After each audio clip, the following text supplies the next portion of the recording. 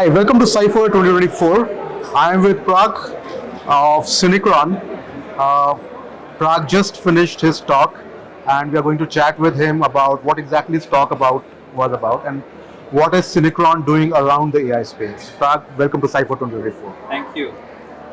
So, the talk was essentially around our reflection on enterprise adoption of AI, the challenges that we are seeing with AI, and how different partner organizations are sort of trying to work around those challenges, and what are the learnings essentially, and how can we take it forward.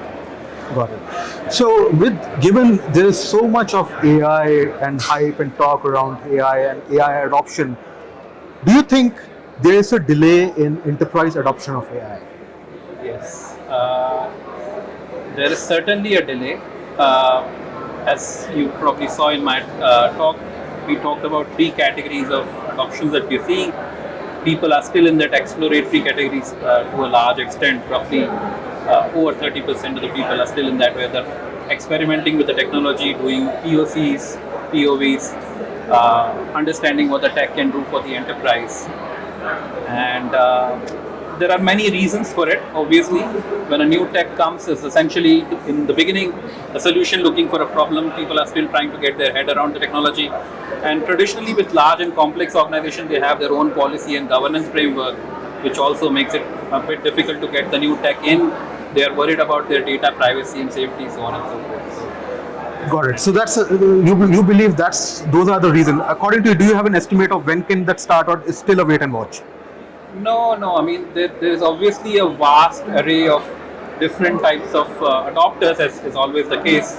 There are a number of organizations. So I primarily work with banking and financial services clients.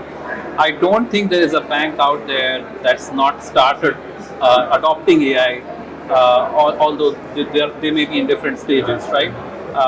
But obviously, because of so much interest that was generated of the back of ChatGPT launch, we've seen board level positions, even very senior level roles being created in the organization to drive AI forward. People are claiming to become AI powered company. Almost, you see that happening in the market. So I won't say there's a lot of delay. I think the problem comes is when people start to look at ROI, and because it's in such an early stage, there's a lot of investment that's happened, but the use cases have not sort of gone all the way to production, right? That's where the challenge comes in. And the other thing that has happened is the regulatory landscape is still evolving to a large extent, which also tends to confuse the enterprise, because at least the industry that I operate in, they have burned their fingers a number of times to retrospective compliance, so they are taking very cautionary approach to see how the landscape pans out and then start evolving that policy and governance framework. You work very closely with BFSI space, banking, and you work with a lot of very large clients around that space as well. That's correct. It's very commonly said that this is the industry which adopts any new technology at the very last. How true is that?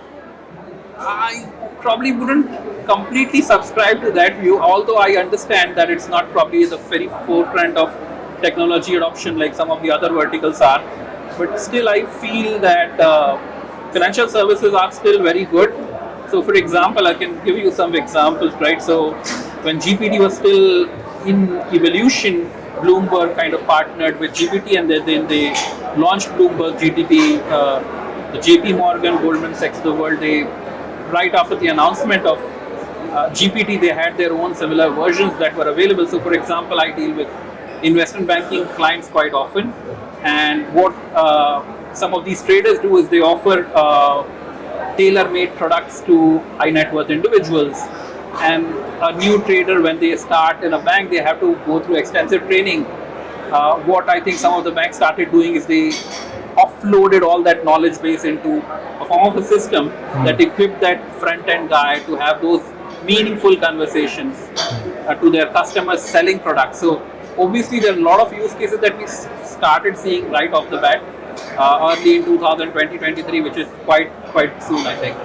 So yeah, that's what I would say. Right. And still today, I mean, because I work exclusively in that industry, I'm seeing so many use cases.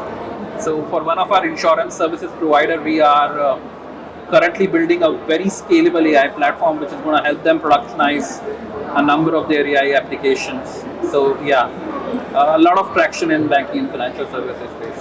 Assuming there's a lot of adoption which we would see maybe in the coming year from different industry, not just from banking, adoption of AI, and a lot of that outsourcing might happen to India. Do you think there's a good amount of talent which is available to have that adoption really be taken care of? Yeah, we are. I definitely think that we are the talent factories of the world, so to speak. We produce so many engineers every year, right? So what now needs to happen is all the educators and student community need to start aligning themselves in the right way towards this new tech stack that they need to understand. And I think understand what is required in terms of market. I mean, there are a number of surveys that are out there that kind of prescribe how a typical engineering graduate needs to go through 6 months, 7 months training at times to become productive in a software engineering firm. Yeah. And so we definitely don't want to see that happen, right? What we want them is then as soon as they pass out, they should be productive from day one. And the only way they can make that happen is through the use of technology. They start aligning to understand what are the market needs, and that will help the companies as well, I think, in a big way. And that's just not for probably the fresh talent that's coming out of engineering. I think the existing talent pool that we have in the market also needs to start adopting to the changes that are happening in the industry. My last question to you, how did you feel about Cypher? How did you feel about Talk, about people here, about the whole vibe? Yeah, the whole vibe is very positive. A lot of enthusiasm, very engaging conversations. I've not had a chance so far to attend. I mean, this is really early, but really excited about Cypher and looking forward to learn and collaborate with all the industry colleagues. Great. Thanks a lot.